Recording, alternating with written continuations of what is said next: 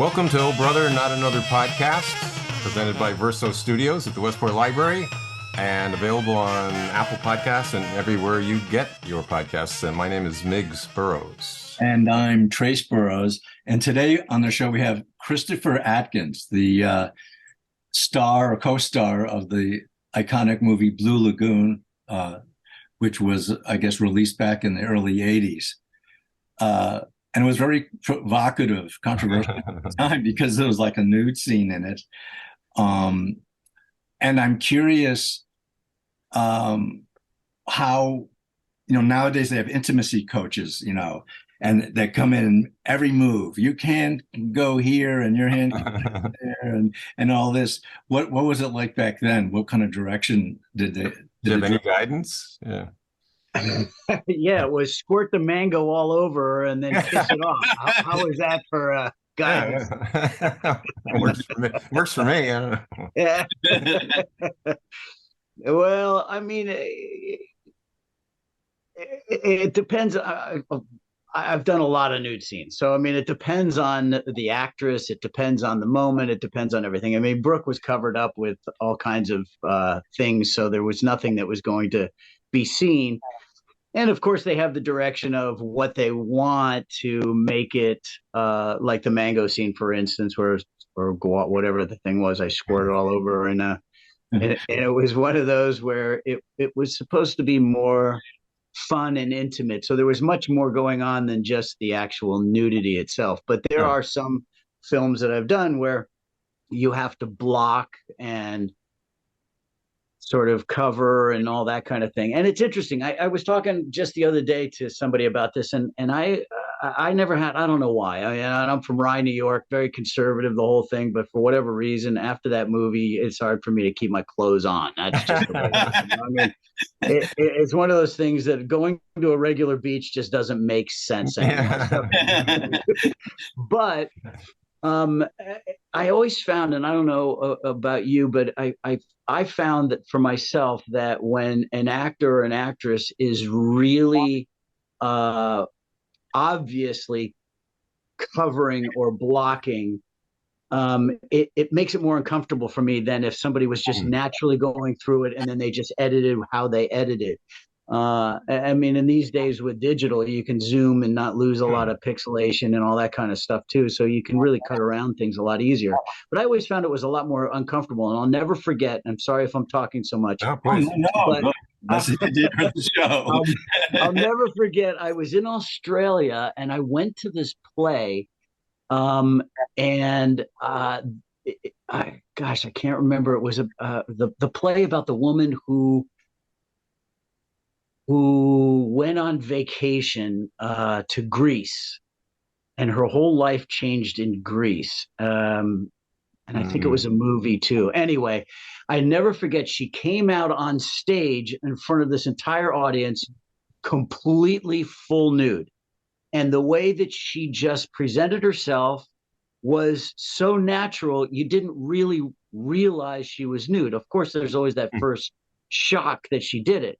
But because she was so natural with it, it made it the point came across a lot clearer. And I think that's the same with film. And with Blue Lagoon, it was very, very, very innocent, and he wanted it to be innocent. Yeah, right. Yeah, you didn't have any. Yeah, there wasn't like any, sleazy motives behind it, like but was Brooke? I'm just curious because you were 18, I think, and she was 14. Was her mother or her parents on the set at all? Well, her mom, yes, her mom was there, and that wasn't any really big deal or anything about it. Her mom was there. Yeah. The making of the movie, did you live on that island? I mean, it was an island, right? It was a private island, but this island literally was a deserted island. There was nothing on the island when we were there. The whole crew and me literally lived in a tent for 4.5 months on this deserted island. The crew found water on the island. There was no water was being barged in the beginning until they actually discovered water on the island. Now it's a 5-star resort with only 15 people or something that can stay there at a time. He really capitalized on the whole thing. What part of the world is that island in? Fiji, Nanuya Levu. It's Turtle Island in Fiji. Nice. So is that altar like was that built or was that was that something some formation that they found there? You know, the Oh, that the altar? No, no, no, no. They built the altar, and as a matter of fact, the big joke was it looked just like the director. So they they thought that they were pulling the Australians. It was all Australian crew, and they were crazy. I mean, they were so much fun. I don't think that movie would be the same without them. And it was probably the first big major motion picture that was used Australian crew back in that day in the Australian film industry. But yeah, that altar looked just like the director, the nose and everything. so this is maybe it's been brought up before, but I couldn't help but notice, you know, Nirvana's first album, Nevermind, has a baby swimming underwater, an infant. Right. But your movie has an infant, your baby. There's pictures. It's a Nirvana album cover in your movie 10 years before. Yeah, 10 years before Nirvana came out. I wonder if they kind of ripped you off there. Not you, but who knows? But that was a big deal in Australia, especially at the time of swimming babies.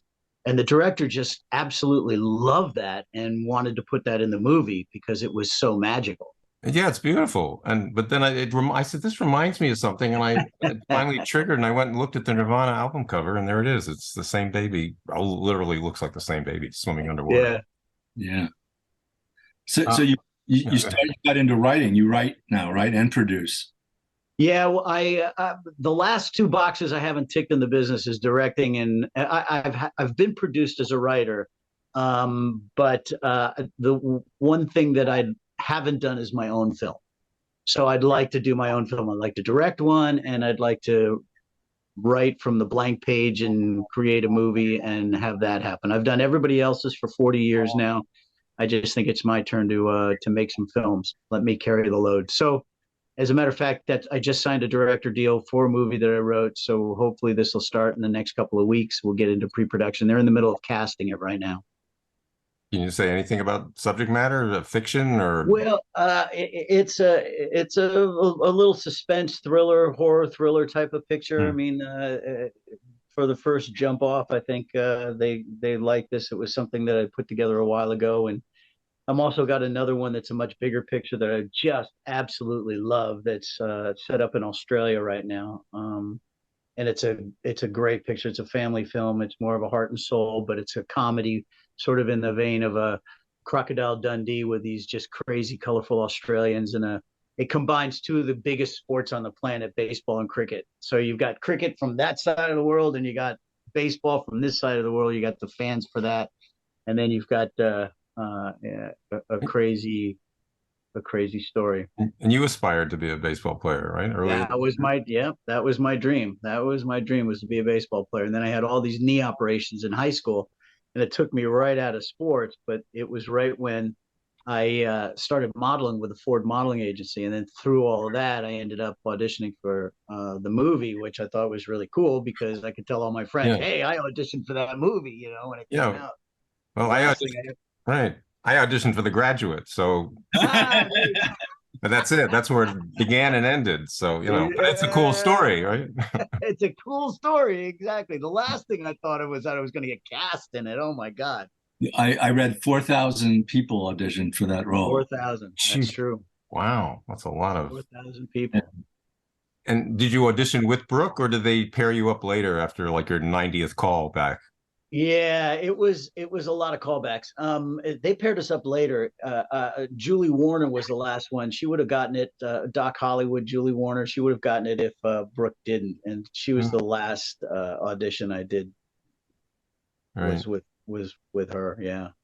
So after this movie was a big success, were you like approached like the, you know, now everyone wants you to be like nude in a bay somewhere? Absolutely. Yeah. Absolutely. Well, it was interesting because Columbia Pictures put me under contract for 4.5 years after that movie. And it was the first time since the old MGM days that a studio had put an actor under a specific or exclusive contract.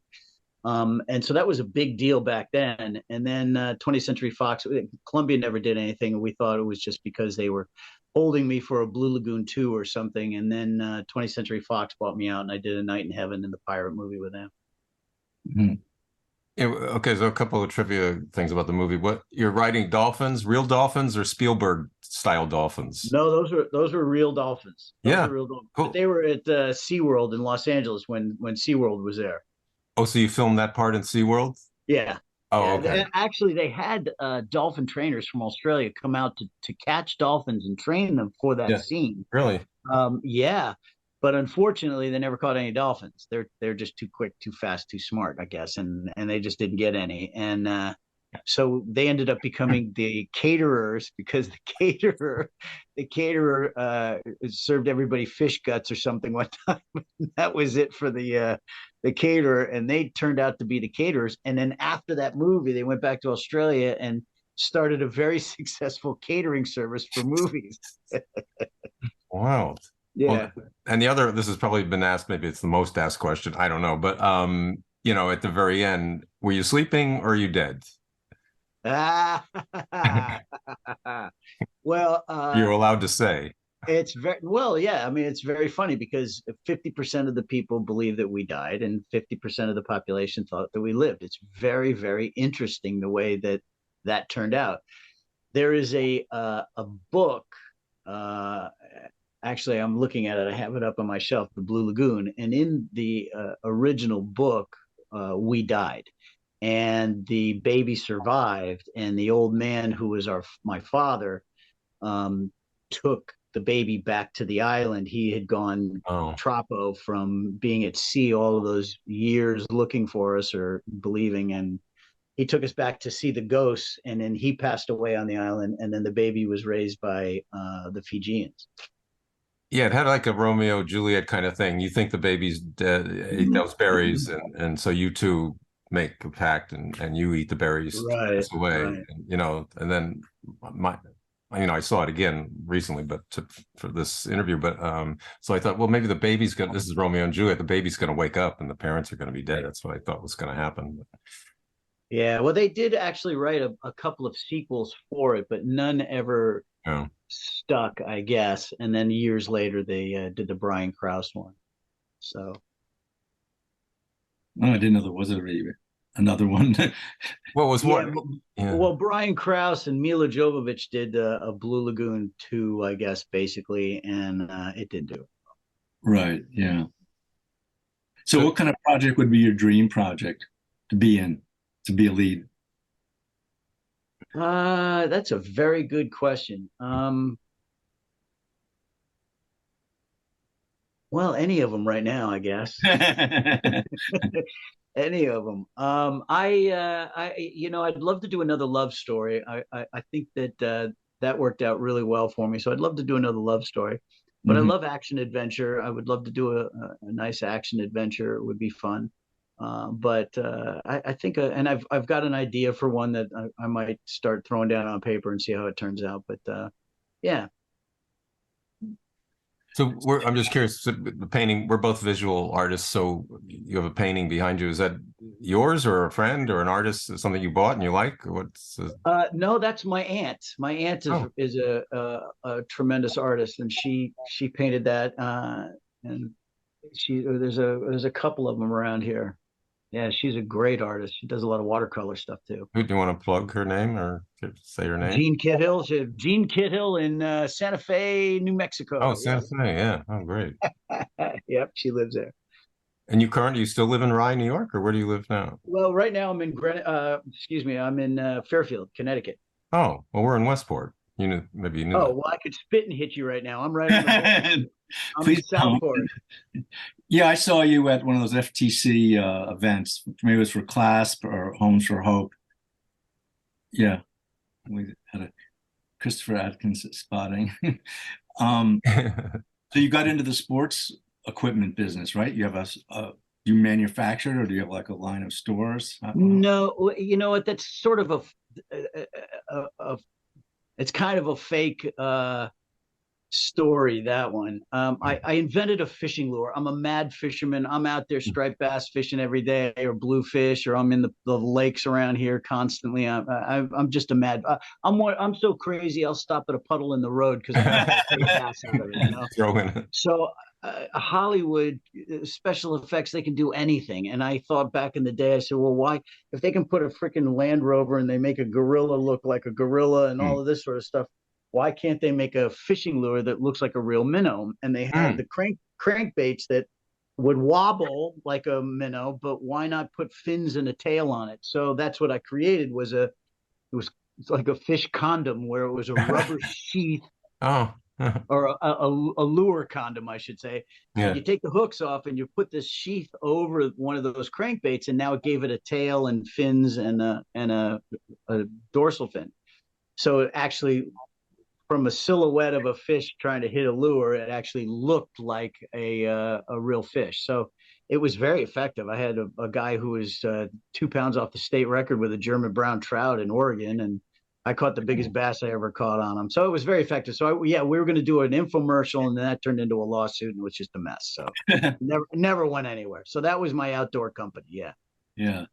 You fish on the Sound? Do you go out on the Sound? All the time. Yeah. All the time. Yeah.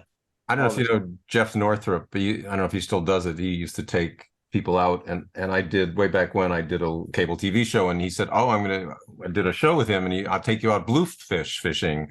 And we went out into the Sound, out halfway out to Long Island, and he had all the equipment and the fish detectors and the radar. We were out there for 2 hours. We saw fish on the fish finder. Zero, nothing happened. And people pay him good money. He did it. I got free, but people pay him good money to go out there and catch fish, and nothing. So I don't nothing. Yeah, well, that's why they call it fishing, right? Yeah. Yeah. I've seen guys at 6 a.m. in the shore at Campo Beach, right from the shore, catching good size. Yeah, well, look at this.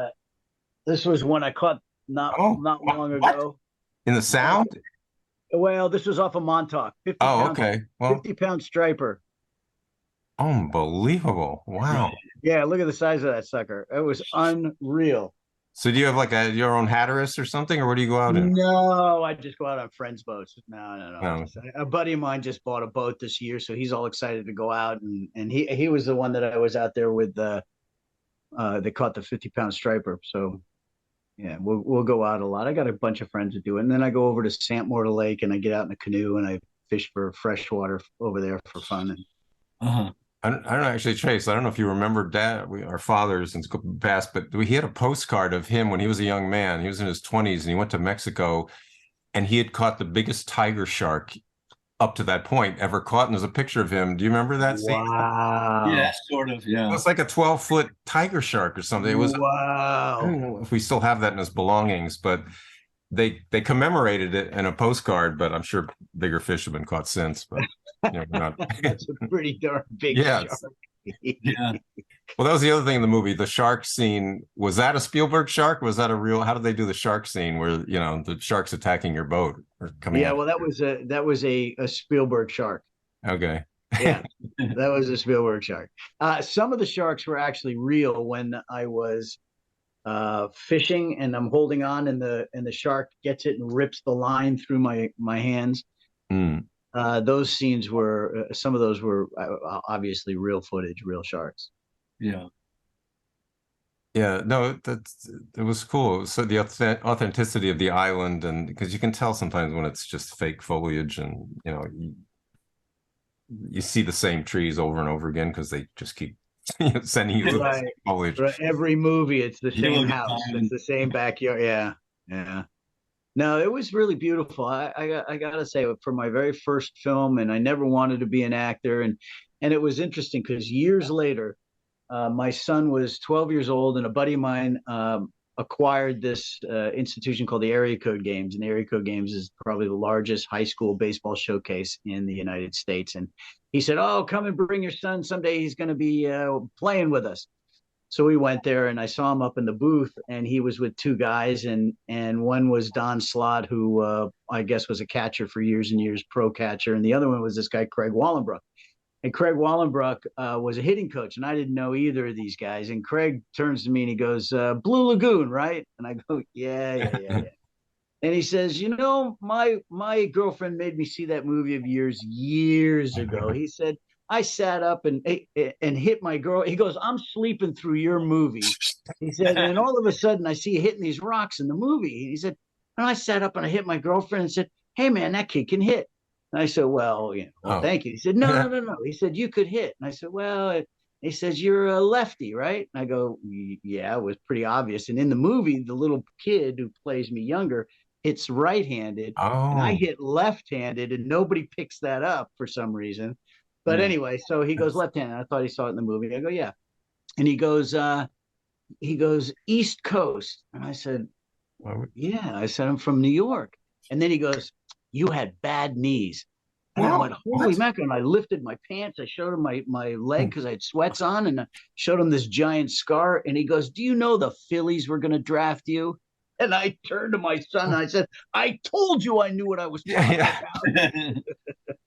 But yeah, so then I could die a happy guy after that one. But he turned out to be a hitting coach for the Dodgers now. So, and he took my son after that meeting, and my son's on the California state record list for hitting home runs. And my Seriously? son ended up playing D1 ball in Charlotte.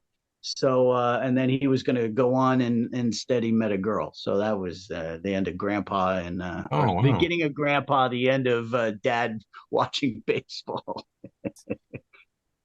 That's great. Well, it shows people that know what to look for. You, Good you ever spot. run into Brooke Shields now, and like, you know, when you're out and about?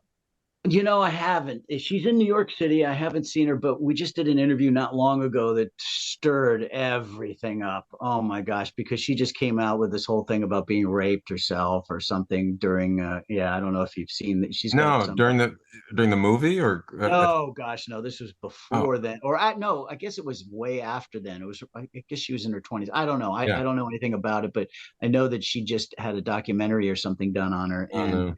she has a podcast, and we did an interview, and during the interview we laughed a lot about how you can't make that movie anymore. That's right. Oh, We were just Yeah, talking about that. You couldn't do that today. Yeah. no, you can't oh my make God. that movie today. No. And So yeah.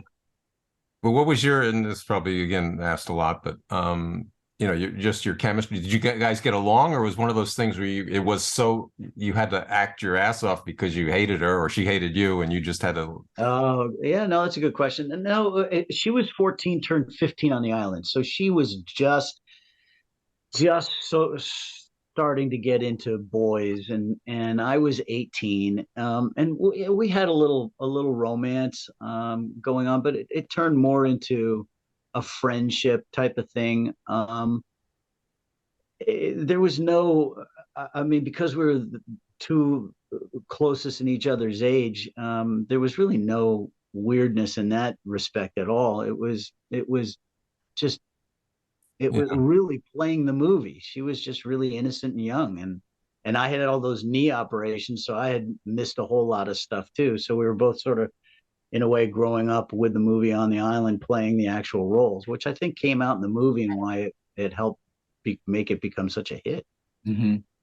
Yeah, I mean, it just touched on such for even today. You don't get, she's going through puberty, she gets her period. I mean, there's all this really startling kind of for the top for any time, to put out in a movie. But like you said, it was treated in a very sensitive way. It wasn't exploitive. It was just that's the way things were. You guys were Yeah. out there. Yeah. So, any things that you had to raise your hand and say, "I'm not doing that," or "I'm not going there," or sorry, I don't You know. I know, can't imagine what that would be, but no, not really, because I didn't know the difference. oh yeah, Yeah. It was my very first time on a movie set. I didn't even know what a camera looked like. I had no idea what I was doing. I just sort of rolled with it as we went along. So I mean, they could have told me, which they did, jump out of that tree, and yeah, no problem. I jump out of the tree, yeah, climb that tree. yeah, And you're I pretty nimble. had chafe marks all over my legs from climbing palm trees. It was just, and I wasn't wearing much, so Yeah, my yeah. thighs, my inner thighs were all red. Yeah, no, you're pretty nimble jumping around. And so, what are you involved in the Fairfield community in any way? I mean, do you give acting? You have do acting lessons, or I mean, teach, or involved in the art scene there at all? No, because I travel so Yeah. much that I'm not here a heck of a lot. Like I said, my Australia is sort of my second home, so I'm there Oh, constantly. A dear friend of mine that I dated in high school for years out of Ford Modeling, Cindy Gibbs. She has it in Westport there. oh She's yeah. got Yeah, she's got a an acting studio there, and Oh, she's that's asked me a couple of times to come in and help, and I'd be glad to do it. The most recent time, I said I didn't know what was going on with this movie that I'm supposed to direct. So, but yeah, she's got that in Westport. But no, I have not yet. Not opposed to it at all. yeah. Just haven't connected with anybody who has really asked or knew I was even here. I guess I'm too Maybe, busy yeah. fishing. Because well, that's probably the smart thing. Because Westport Yeah, tends to glom on to like Cindy Gibb or something. Not that she's not willing, but they tend to glom on to any kind of celebrity that walks into town and, will you do this for us? Will you do that for us? Will you, host something or, auction something, right. whatever. So what is the like, I'm like a producer like in Broadway has a different responsibility than a producer for film and a producer for a television show. On a film, what is it what does a producer do? I mean, executive producers usually oversees everything, right? So what does a producer actually do? Yeah, sometimes they Well, list five producers. Like, what do they all do? yeah, that's true. A lot of times the producers are, sometimes it's a credit, just a credit. Sometimes the executive producers usually have to do with the money. The producers usually have to do with the production.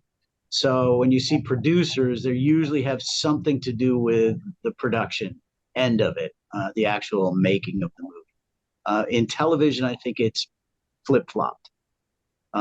So that's usually what goes on. When you see a lot of producers, it's just a lot of cooks in the kitchen. It can be Yeah, just a yeah. freaking mess. A lot of credit mongers. Yeah. Exactly. That like an agent negotiation, like, oh, by the way, we also want to give him like a producer's credit, like, like, Oh, probably. Yeah. Well, well, writers usually get a producer's credit, right? No? Well, yeah, it depends on what you negotiate, obviously, but a producer credit is always good to have because then you have a credit. Yeah. If you want to go and make more pictures, the hardest part about this business is starting. They'll all say, "Well, what have you done? What as a director? Well, what have you directed before?" I've been in the business for 40 years. It's all I've done since I was 18 years old. I've made over 100 pictures. I've been on movie sets and television sets all over the world, and they ask you, "What have you done before as a director?" Right? And so you have to go out and shoot something. You have to go out and do something. yeah. But then they'll give somebody who just came out of film school, or there are people I have worked on movies that you wouldn't want your dog to watch. Okay. And you go, how does I did this movie in Malaysia. I'll never forget.